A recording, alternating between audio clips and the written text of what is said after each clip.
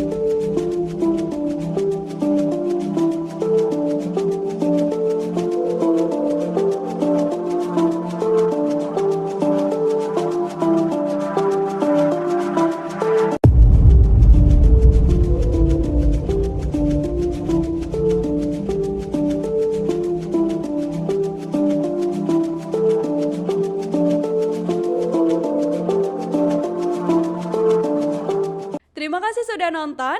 Jangan lupa like, subscribe, dan share ya.